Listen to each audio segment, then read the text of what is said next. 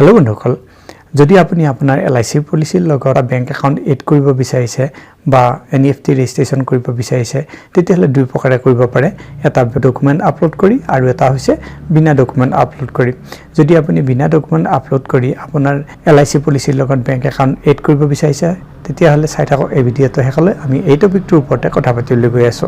নমস্কাৰ বন্ধুসকল মই প্ৰণৱ আৰু স্বাগতম জনাইছো মোৰ ইউটিউব চেনেল ডিজি ৱৰ্ক অসমলৈ বন্ধুসকল প্ৰথমতে আমি LIC ডিজিটেল যেটো মোবাইল এপ আছে হেতুত গুছি যাম আৰু আগৰ প্ৰসেসখিনি স্টেপ বাই স্টেপ দেখুৱাম বন্ধুসকল আপোনালোকে দেখা পাইছে আমি এতিয়া LIC ডিজিটেল এপটো ওপেন কৰি লৈছো আমাৰ মোবাইলত যেতিয়া ওপেন হৈ যাব তাৰ ইন্টাৰফেসটো এনেকুৱা ধৰণে দেখা পোৱা যাব ইয়াত লগইন বুটামটো পাব তাৰ ওপৰত ক্লিক কৰি দিয়ক ইয়াত আপুনি যদি আগতে একাউন্ট ক্ৰিয়েট কৰা নাই মানে LIC ডিজিটেল এপ বা LIC অনলাইন পোৰ্টেলত যদি আপুনি একাউন্ট এটা ক্ৰিয়েট কৰা নাই তেতিয়া হলে ইয়াত নিউ ইউজাৰৰ ওপৰত ক্লিক কৰি এটা একাউন্ট ক্ৰিয়েট কৰি ল'ব লাগিব আমি যেহেতু অলৰেডি ৰেজিস্টাৰ্ড ইউজাৰ হয় সেই কাৰণে ইউজাৰ আইডি পাসওয়াৰ্ড বা ইমেইল আইডি পাসওয়াৰ্ড বা মোবাইল নম্বৰ পাসওয়াৰ্ড ভৰাই আমি আমাৰ একাউন্টত লগইন হম আপুনি ইয়াত বিচাৰিলে OTP এমপিন বা ফিংগাৰপ্ৰিন্টৰ মাধ্যমত লগইন হ'ব পাৰে আমি এতিয়া আমাৰ একাউন্টত লগইন হৈ যাম যেতিয়া একাউন্টত লগইন হৈ যাম একাউন্টৰ ড্যাশবোৰ্ডটো এনেকুৱা ধৰণে দেখা পোৱা যাব ইয়াত প্ৰথমতে পে অনলাইনৰ সেকশন আহিছে তাৰ পিছত তললৈ আহিলে পলিসি সাৰ্ভিসেছৰ সেকশন আহিব আৰু যদি তললৈ আহো তেতিয়া সাৰ্ভিস ৰিকুৱেষ্টৰ সেকশন পাম সাৰ্ভিস ৰিকুৱেষ্টৰ আন্ডাৰত আমি NEFT উইথ ডকুমেন্ট আৰু NEFT উইদাউট ডকুমেন্ট দুটা অপচন পাম তাৰ ভিতৰত আমি NEFT উইদাউট ডকুমেন্টৰ ওপৰত গুছি যাম NEFT উইথ ডকুমেন্ট কৰিলে আপুনি চেকবুকৰ পা পেন কাৰ্ড এবিলাক আপলোড কৰিব লাগিব বা এখন ফৰ্ম ওলাব ইয়াৰ পৰা তাৰ হেখনো সাইন কৰি আপলোড কৰিব লাগিব NEFT উইথ ডকুমেন্টত আপুনি অনলাইনে সকলোখিনি কৰিব পাৰিব একো ডকুমেন্ট আপলোড কৰিব নালাগিব গতিকে এতিয়া NEFT উইথ ডকুমেন্টৰ ওপৰত আমি ক্লিক কৰি যাম এতিয়া এই পেজটো অকমান সময়ৰ কাৰণে লোড হ'ব তাৰ পিছত লগে লগে এই পেজটো আহি যাব ইয়াত NEFT উইথ ডকুমেন্ট দেখুৱা হৈছে তলত চাৰিটা স্টেপৰ ভিতৰত আপোনাৰ কামখিনি সম্পূৰ্ণ হ'ব কেইটামান ইয়াত টাৰ্মছ এণ্ড কন্ডিশন দিয়া হৈছে কনফাৰ্মেশন দিয়া হৈছে ইয়াত কোৱা হৈছে বেংক একাউণ্ট যেটো আপুনি সাবমিট কৰিব NEFT ৰ কাৰণে হেতু যদি পেমেন্টৰ সময়ত আপোনাৰ LIC পলিসি পইচা পেমেন্টৰ সময়ত অপাৰেশনাল নাথাকে মানে যদি বেংক একাউণ্টটো চালু নাথাকে তেতিয়া হলে আপুনি অন্য এটা বেংক একাউণ্ট NEFT ফৰ্ম জমা দিব লাগিব ব্ৰাঞ্চত গৈ obviously হেখিনি সময়ত যদি আপোনাৰ বেংক একাউণ্টে ক্লোজ থাকে পইচা কৰ পৰা হমাব সেই কাৰণে এটো কৰিব লাগিব please এনশিওৰ that your bank account NEFT enable before submitting এটো কোৱা হৈছে যে আপুনি এটো কথা মন কৰিব যে আপুনি ৰিকুৱেষ্ট সাবমিট কৰাৰ আগতে আপোনাৰ বেংক একাউণ্টটো NEFT enable হয় নে নহয় হেতু চাব লাগিব কিছুমান একাউণ্টৰ NEFT বন্ধ কৰি থৈ দিয়া থাকে হেতু হয় গতিকে তললৈ আহক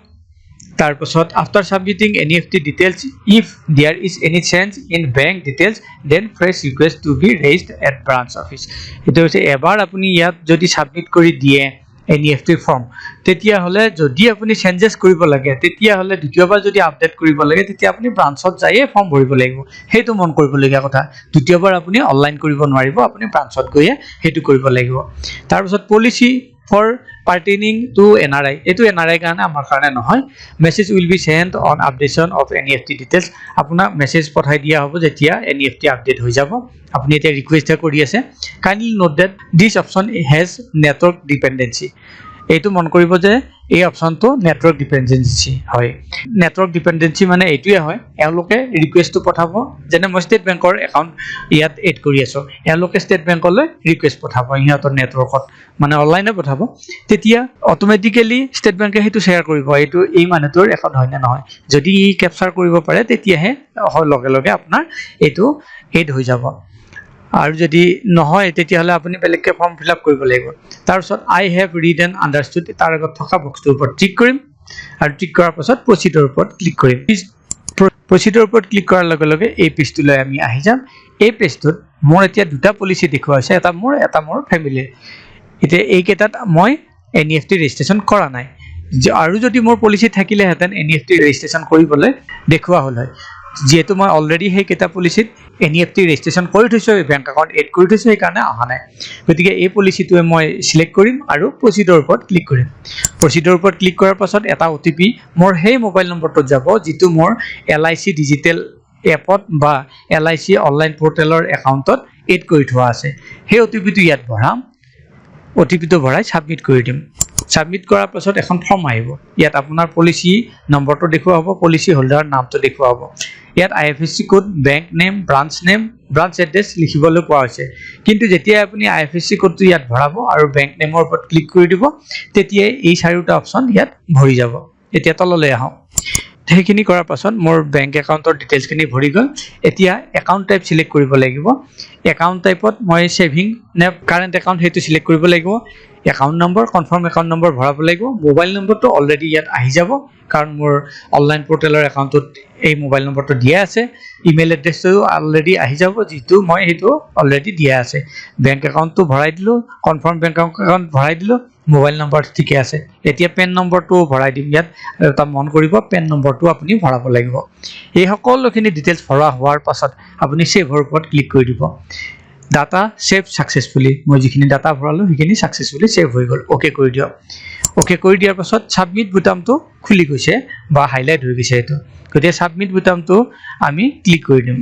সাবমিট বুটামৰ ওপৰত ক্লিক কৰাৰ লগে লগে ইয়াত কোৱা হৈছে your request for NEFT has been registered under ID number এইটো হয় আৰু পলিচি নম্বৰ এইটো হয়। এই পলিচিটোৰ লগত বেংক একাউণ্ট বা NEFT এড কৰাৰ কাৰণে আপোনাৰ ৰিকুৱেষ্টটো সাকসেসফুলি প্লেচ হৈছে আৰু এইটো ID নম্বৰ হয় আৰু আপোনাক the same will be proceed soon under intimate you আপোনাক যেতিয়াই প্ৰচিড হৈ যাব সেই আপোনাক মেছেজ পঠাই দিয়া হ'ব। মই অলৰেডি লগে লগে মেছেজটো পায়ে গ'লো। মোৰ NEFT এড হৈ গৈছে